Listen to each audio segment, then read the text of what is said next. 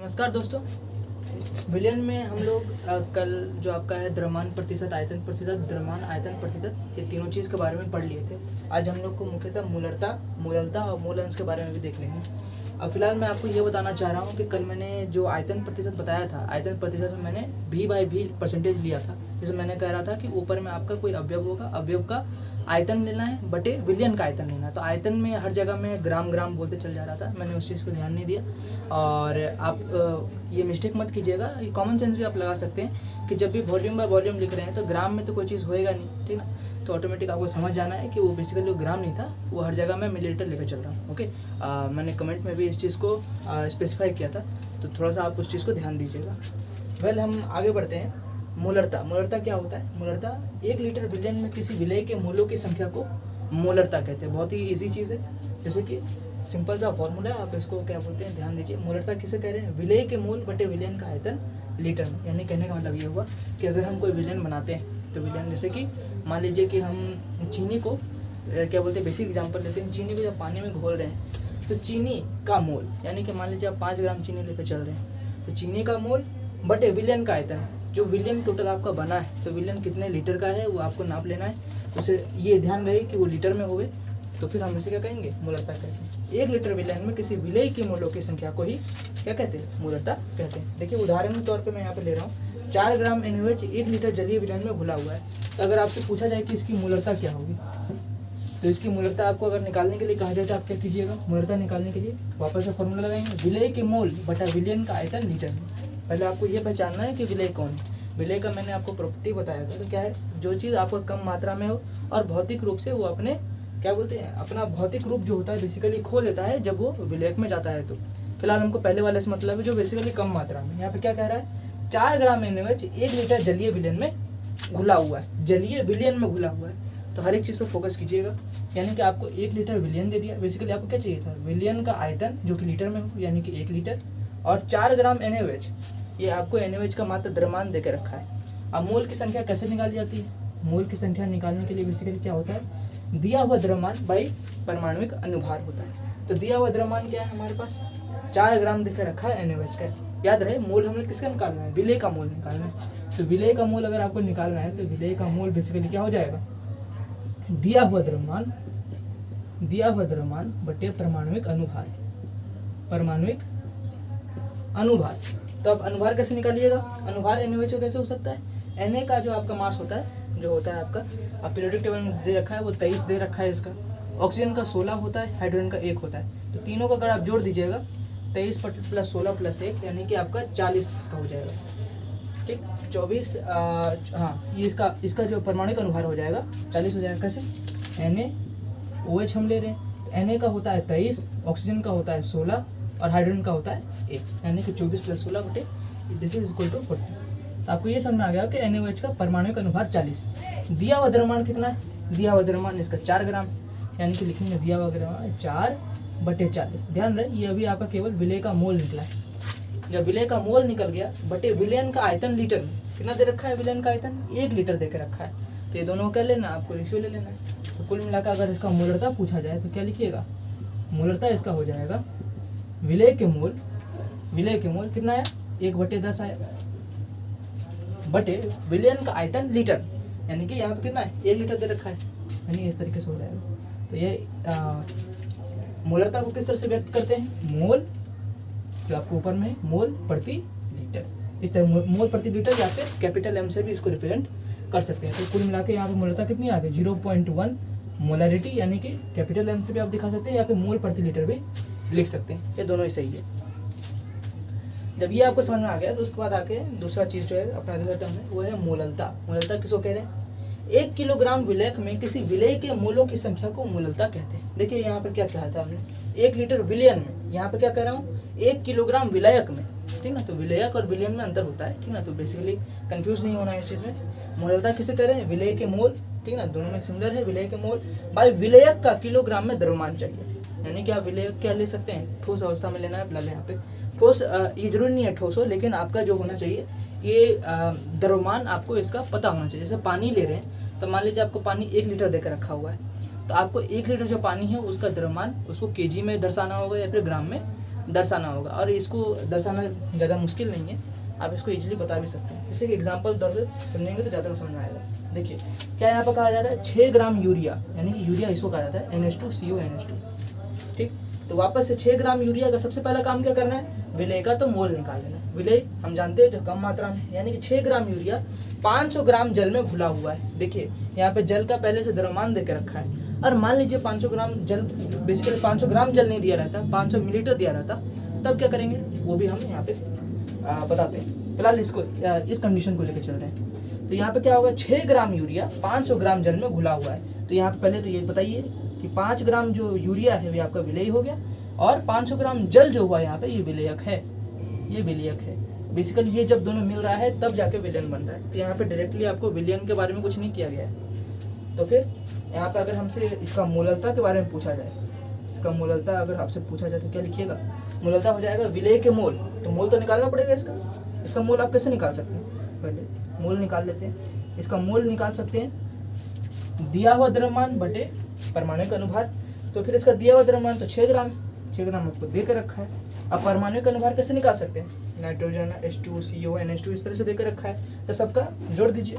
Nitrogen का होता है 14, हाइड्रोजन का होता है 1, यहाँ पे 2 हाइड्रोजन है तो 2, कार्बन का होता है 12, ऑक्सीजन का होता है 16, नाइट्रोजन का फिर से 14, हाइड्रोजन का 2 हाइड्रोजन है तो वापस से 2, सबको जोड़ दीजिए। सबको जोड़ने पर क्या पता चलेगा, करीब 60 के पास आ जाएगा, 60 ग्राम आ जाता है, ये आपका 60 ग्राम आ जाएगा, जोड़ के देखिएगा तो इसका परमाणु अनुभार आप निकाल लिए। तो फिर ये बेसिक जो चीज़ है मोल कैसे निकाला जाता है ये सब आपको पता होना चाहिए। तो मोल हुआ दिया हुआ द्रव्यमान बटे परमाणु अनुभार, कितना 60 आ गया। तो वापस से इसकी मोल की संख्या कितनी आ गई, 1/10। मोललता अब निकालना है, तो मोललता कैसे निकालते हैं, मोललता होता है विलेय के मोल, यानी कि विलेय का मोल तो आ गया 1/10, ये हो गया विलेय का मोल। मैं यहाँ पे क्लियरली लिख देता हूँ, विलेय का मोल जैसे कि 1/10 आया है, बटे विलेयक का किलोग्राम में द्रव्यमान, किलोग्राम में द्रव्यमान चाहिए। देखिए यहाँ पे 500 ग्राम देकर रखा है, हमको किलोग्राम में इसको बदलना पड़ेगा नियम के अनुसार। तो ग्राम को किलोग्राम में बदलने के लिए क्या करेंगे, 1000 से डिवाइड दे देंगे सिंपली। कितना हो गया आपका 500 बेसिकली डिवाइड बाई 1000, ये कर दिया। तो यहाँ पे ऐसे कैलकुलेट कीजिए कितना आ जाएगा आपका,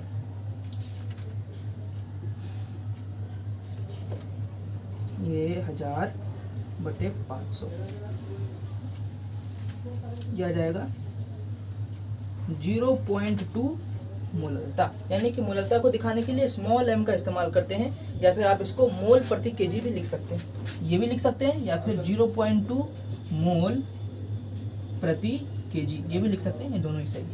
ओके, इस तरीके से आप क्या समझे मोललता क्या होता है, मोललता क्या होता है। इसके बाद हम क्या बोलते हैं, आपका मोल अंश के बारे में थोड़ा देख ले। तो फिर मोललता आप समझ गए होंगे, उसका क्या बोलते हैं आप बेसिक उदाहरण देख लिए होंगे। और उसके बाद आता है आपके पास मोल अंश, और मोल अंश के साथ साथ ये क्या बोलते हैं जो बेसिक नॉलेज होता है सांद्रता का वो यहीं पे एंड होता है। और इसके ऊपर आप ज़्यादा सवाल प्रैक्टिस कीजिए, आपका NCERT का 1 से लेकर यानी कि आपका अभ्यास का 1 से लेकर 9 तक बन जाएगा, और आपका उदाहरण नंबर 3 या 4 तक आप कोशिश कीजिएगा उदाहरण का। उसको क्या बोलते हैं उदाहरण का आपके साथ साथ सोल्यूशन भी देकर रखा है, ट्राई कीजिए उसको सॉल्व करने का, तो ज़्यादा बेहतर समझ में आएगा। और मैं इसको कुछ को यहाँ पे डिस्कस भी कर दूँगा। फिलहाल यहाँ पर देखिए मैं मोल अंश किसको कह रहा हूँ, मोल अंश को मोल भिन्न, मोल प्रभाज ये सब के नाम से भी जाना जाता है। तो फिर आप यानी कि केवल और केवल कहीं पे मोल भिन्न या मोल प्रभाज दे दिया जाए तो वहाँ पे चंगलाना नहीं है, आप समझ जाइएगा कि मोल अंश का ही बात कर रहे हैं। तो यहाँ पे अगर आपको मैं बताऊँ विलयन में मोल अंश क्या होता है, विलयन में किसी घटक के मोलों की संख्या तथा विलयन में उपस्थित कुल मोलों की संख्या के अनुपात को उस घटक का मोल अंश कहते हैं। जैसे कि मान लीजिए मैं कोई विलयन ले रहा हूँ, विलयन में जैसे कि फिलहाल मान लीजिए कि मैं एक विलयन ले रहा हूँ, इस विलयन में बेसिकली जो नॉर्मल एग्जांपल हम लेते हैं इसमें पानी है यानी H2O है, और साथ ही साथ इसमें नमक मिला दिए NaCl मिला दिए। तो क्या हुआ आपका यहाँ पे NaCl आपका विलेय है और H2 क्या है आपका विलयक है। तो यहाँ पे विलयन किससे से बना हुआ है, NaCl और H2O से बना हुआ है। तो आपसे पूछा जा सकता है कि NaCl का मोल अंश बताइए, या फिर मोल प्रभाज बताइए, या फिर मोल भिन्न बताइए, तो आप कैसे बताइएगा। तो फिलहाल मैं यहाँ पे क्या ले रहा हूँ, कोई भी बेसिक अगर आपके पास विलयन दिया हुआ रहे तो आप समझिएगा क्या लिखा हुआ है।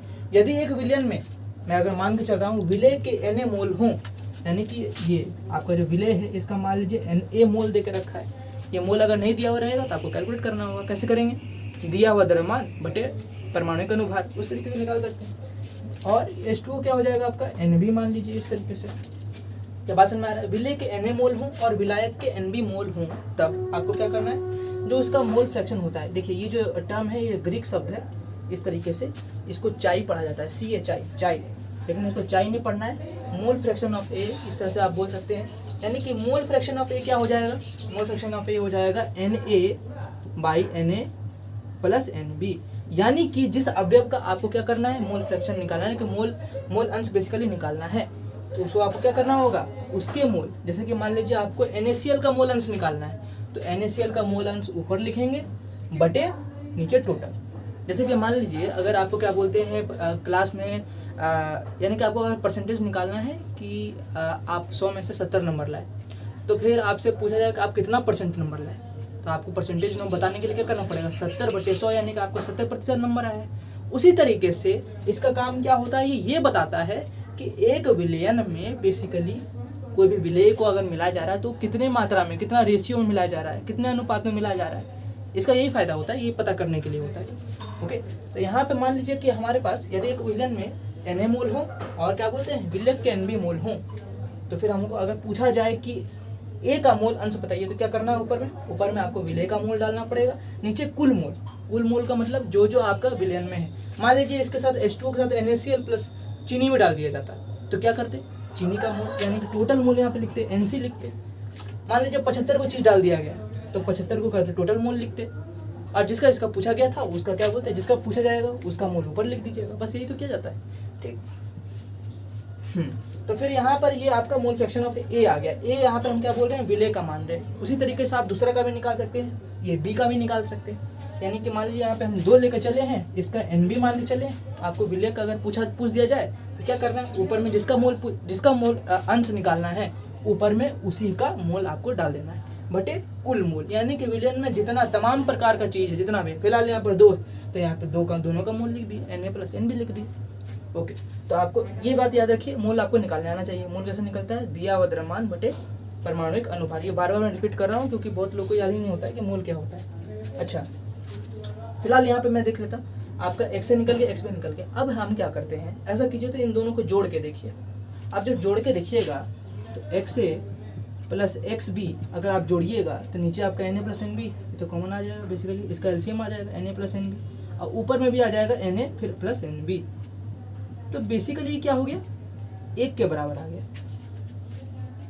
अच्छा, मैं आपसे पूछूं, क्या बोलते हैं कि 100 नंबर था, 100 नंबर में 10 नंबर फिजिक्स का था, 10 नंबर केमिस्ट्री का था, 50 नंबर इंग्लिश का था, इस तरीके से आपका 3-4 सब्जेक्ट सब कुछ का दे के रखा है।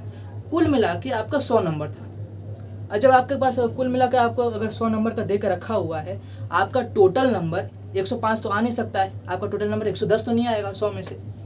तो ओवरऑल जो भी होना है वो आपका क्या होना है, ये आपका फ्रैक्शन का मतलब क्या हुआ, कितना हिस्सा है, ठीक ना। तो आपका कुल हिस्सा जो होगा वो 100% होगा, 100% 200% तो नहीं हो सकता है। इसी तरीके से इसलिए हम यहाँ पे क्या दिखता है आपको कि जितना भी फ्रैक्शन को आप ऐड कीजिएगा, जितने भी हिस्सों को आप ऐड कीजिएगा, वो हिस्सा कुल मिला के एक टोटल हिस्सा बनाता है, यानी कि 100% बनाता है। यही कहने का मतलब है। देखिए ये आपका क्या है, अंश है, यानी कि आपका एक भिन्न है एक तरीके से। आप देख पा रहे हैं ये टोटल ऊपर में जितना ऑब्टेन किया गया बेसिकली, इसी तरीके से जो नंबर आया बटे टोटल नंबर, तो ओवरऑल आपके पास 100 नंबर ही आने वाला है। इसी कारण से हम यहाँ पे क्या कर रहे हैं, आप जितने भी सबका मोल अंश निकाल लीजिए और मोल अंश निकाल के सबको ऐड कर दीजिए। मान लीजिए आपका 75 को चीज़ आप ऐड कर दिए, तो सबका मोल अंश निकालिए, XA plus XB plus XC plus dot dot dot dot dot dot. मान लीजिए आप XN चीज़ इसमें डाल दिए, यानी कि N, यानी कि मान लीजिए 75, 76, N का वैल्यू कुछ भी है, यानी कि एक विलयन को उतना चीज़ से मिला के बना दिए। तो आप सबका मोल अंश निकालिए अलग अलग करके इसी फॉर्मूला के माध्यम से, और सबको जोड़ दीजिए, सबका वैल्यू मिला के 1 ही आने वाला है। तो एक इम्पॉर्टेंट फॉर्मूला है, ये आपको थोड़ा बहुत ध्यान देना है। ये आगे रॉल्स लॉ में हम इसका इस्तेमाल करेंगे, जब रॉल्स लॉ में पढ़ाऊंगा तो आपको समझ में आएगा वैसे। अब एक उदाहरण के तौर पर देखिए, ठीक ना, हमारे पास क्या लेकर रखा है, CCl4 के 3.47 मोल बेंजीन के 8.54 मोल में घुले हुए हैं। ये बेंजीन लिख रखा है यहाँ पे, बेंजीन के 8.54 मोल में घुले हुए हैं। तो अगर मैं आपसे पूछूं कि आप मोल अंश बताइए CCl4 का, तो CCl4 का मोल अंश ज्ञात करें। मोल अंश ज्ञात करने के लिए मैं आपसे कह दूं तो क्या कीजिएगा, आपके पास सबका मोल देके रखा है, यहाँ पे पहले से मोल देके रखा है, कहीं कहीं पे आपको मोल निकालना ही पड़ सकता है।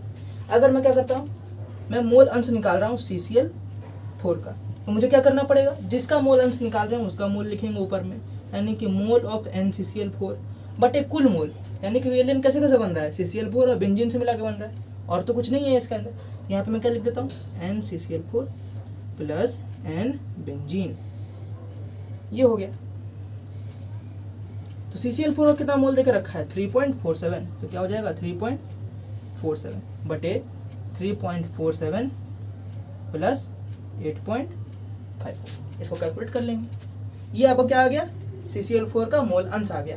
उसी तरीके से अगर मुझसे पूछा जाए कि बेंजीन का मोल अंश क्या होगा, बेंजीन का मोल अंश क्या होगा, तो वापस से क्या करेंगे, जिसका निकालना है उसका मोल डालेंगे ऊपर में, यानी कि बेंजीन का मोल अंश निकालना है तो बेंजीन का मोल लिखेंगे ऊपर में। कितना है इसका, इसका है 8.54 बटे कुल मोल, ये कितना है 3.47 प्लस 8.54, 3.47 प्लस 8.5।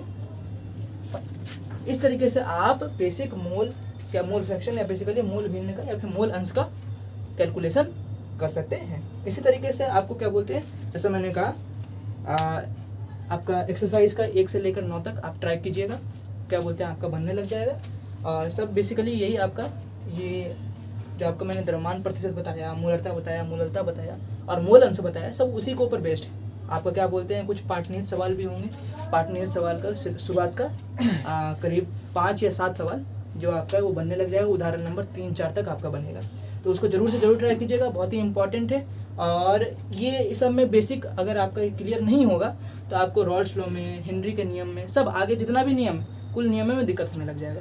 इसलिए क्या बोलते हैं रूल्स को थोड़ा फॉलो करते रहिए, ठीक, सवाल को ज़्यादा से ज़्यादा प्रैक्टिस कीजिए, आपको ऑटोमेटिक चैप्टर का समझ हो जाएगा। फिलहाल आज के लिए इतना ही, धन्यवाद।